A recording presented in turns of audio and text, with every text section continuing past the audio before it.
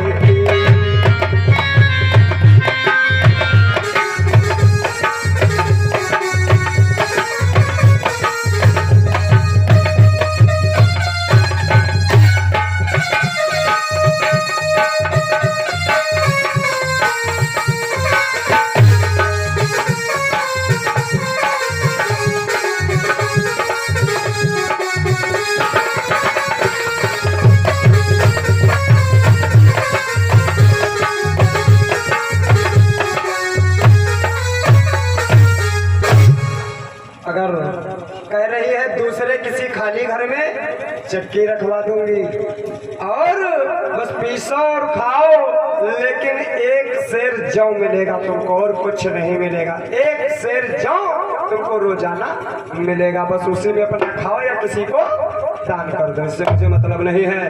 ऐसे निष्ठुर वचन का होई सूरज जब बंद, तब सुनीत के हृदय में बढ़ा बोल मंजूर हो गई। मंजूर हो गई। बड़ी वाली रानी कहने लगी ठीक है मेरी झोपड़ी खेत में डलवा दो, एक शेर अगर हमें जौ मिल रहा है उसमें भी मैं अपना गुजारा कर लूंगी। अब छोटी वाली रानी का हृदय जो है प्रसन्न हो गया। अब तो ठीक है, अब इनका निकाले दे रहे हैं, इसलिए बोलती है बोली केवल इतना विचार, इस पर यह स्वांग रचाया है, अपना माथा भी गर्म किया पति का भी हृदय दुखाया। उतरो आनंद उतरो अंदर आओ बहना, अपना घर देखो भालो तुम, मैं रखवाली को जाती हूँ लो अपना काम संभालो। बड़ी वाली कह रही आओ बहना उतरो और अपने घर का काम संभालो, मैं खेतों पे जा रही हूँ। जीवन धन्य जीवन हृदय जीवन जीवन नाथ है, जीवन डोरी बंधी इस जीवन के साथ होनी है अच्छी प्रभु। इस अभिनय के बाद दासी को आनंद से दीजिए आशीर्वाद। कह रही है बड़ी वाली रानी प्रभु के चरणों में गिरती है, अपने स्वामी के राजा उत्तान पाद के चरणों में प्रणाम करती है और कहती है राजा मुझे जो है आशीर्वाद दीजिए, मैं इस घर से जा रही हूँ, मेरी ये कुटिया जो है बनवा दीजिए खेतों पे और आशीर्वाद दे दीजिए, मैं यहाँ से निकल रही हूँ। राजा की नजरें नीची थी, राजा तो पहले कहत रहा है तुमका कष्ट हो, इसलिए राजा की नजरें जो है नीची है और सूरज के नेत्र जल रहे थे। देवी सुनीति की आंखों से मोती की बिंदु ढल रहे थे। महलों में सूरज सुशोभित है और रुचि के सब साज सजाती है। देवी सुनीति अब खेतों पर चिड़िया और काग। यह वाली रानी तो रानी हो गई, पहरे वाले लागे मन से खाए लागे, जो जो कहा तो करे, अब यहाँ को रखा जो उनका मना करे। इसलिए एक रात लौटे नपत जब खेल कर शिकार, और राजमहल के उस समय पाए बंद किवाड़। एक समय की बात है, राजा साहब शिकार को गए थे और शिकार से जब वापिस आए तो जब घर को आए तो घर के किवाड़ बंद थे। जब किवाड़ बंद थे हाथ लगाए आवाज लगाए तो मोबाइल तो रहा नहीं जो फोन मिलाए थे घर से कि आओ किवाड़ा खोलो, तो खटखटाए कुंडी लेकिन किवाड़ा नहीं थे। राजा साहब फिर वापस चले जाते हैं कहाँ को, जंग वही खेतों में। रानी दिवाली रानी आश होकर राउल महलो रानी सीति घर जा पहुँचा।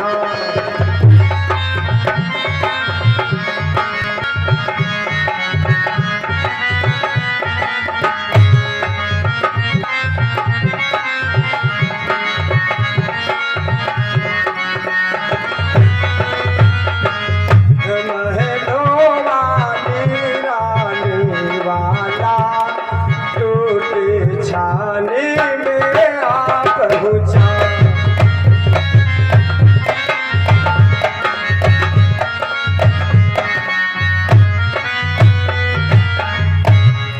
जो है राजा जी अपने घर से निराश होकर के और खेतों पे जाते हैं रानी सुनीत के पास। तत्काल सुनीत उठी खुश हो, घास का बिछौना डाल दिया, फिर अश्रुपात से पद धोकर पति का चरणामत पान किया। अब हुआ बिछौना तो रहा नहीं, घास फूस के बिछौना बिछाए थे रानी साहब और राजा उसी बिछौने पे बैठ जाते हैं। अब अपने आंसुओं की धारा से राजा जी के चरण धुलती है रानी बड़ी वाली और चरणामत पान किया। अपने आंसुओं की धारा से राजा के पैर धुलते हैं, राजा के पैर धुलती है, उसके बाद उसको पी लेती है। चरणामत पान किया। राजा ने अपनी आने का थोड़े में सहारा हाल कहा, फिर घास फूस के बिस्तर पर उस रात उसी रात राजा पूरी रात राजा उस रानी के साथ में अपने रहे। तो क्या होता है, यह थी रात सुहाग की यही राग संपन्न, इसी गर्भ से ध्रुव सरिस भाग हुए उत्पन्न।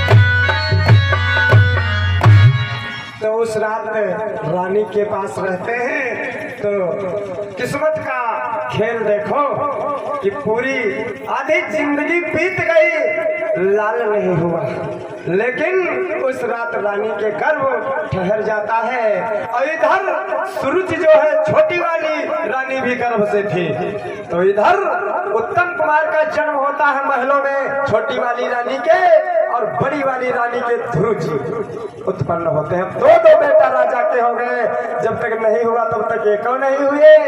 और किस्मत का खेल देखो, प्रभु की लीला देखो, जब हुए तो दो हुए, एक इस वाली रानी के और एक बड़ी वाली रानी के। दोनों घर में बालक जन्मे, दोनों की अच्छी सायत है अंतर जो कुछ दोनों में यह अपनी अपनी किस्मत है। दोनों बालक जन्म लेते हैं तो एक महल में बड़ा होता है और एक वहाँ घास फूस के बिछौने में और जौ का आटा खा करके बड़ा होता है।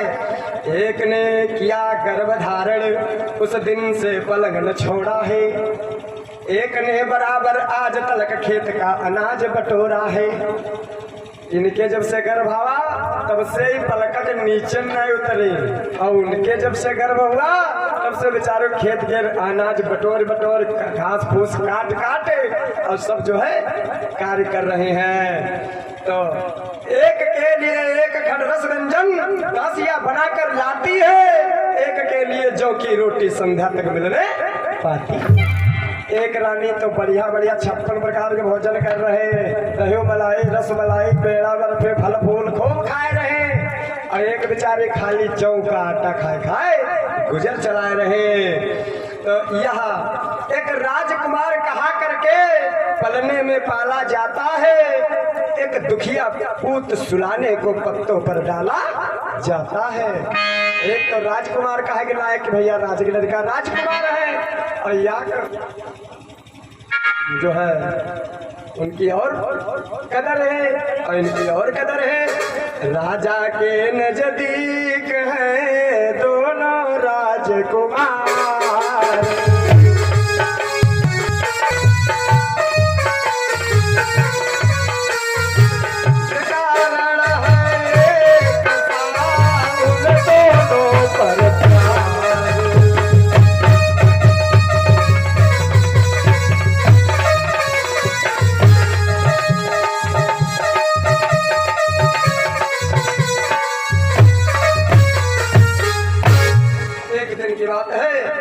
जो है दोनों पुत्र प्यारे है ना।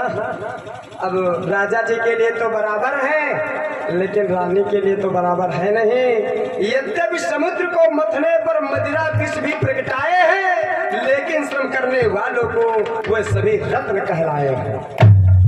क्योंकि समुद्र जब मंथन के हो तो वह तो बहुत सी चीजें निकली थी। 14 रत्न निकले थे, जिसमें शंख भी निकला था, ऐरावत हाथी भी निकला था, चंद्रमा भी निकला था, माता लक्ष्मी जी भी निकली थी, और मदिरा जिसको दारू बोलते हो, बारूदी इसको कहा जाता है, बारूदी भी निकली थी, और इसमें अमृत भी निकला था। तो सबका कार्य अलग है। जहर पी हो तो सितारा और अमृत पीले हो तो अमर। तो इस प्रकार से दोनों बेटा जो है राजा के ही खून से उत्पन्न है, लेकिन थोड़ा कहावत में अंतर है। वो हुआ कौवा हक नहीं है, और ये महिला विचार कर रहे रह रहे विचरण कर रहे हैं। बस ये चक्कर है और कोई चक्कर नहीं है। एक रोज दोनों कुंवर थे नरेश के पास, ध्रुव थे नभ की गोद में उत्तम पकड़े हाथ।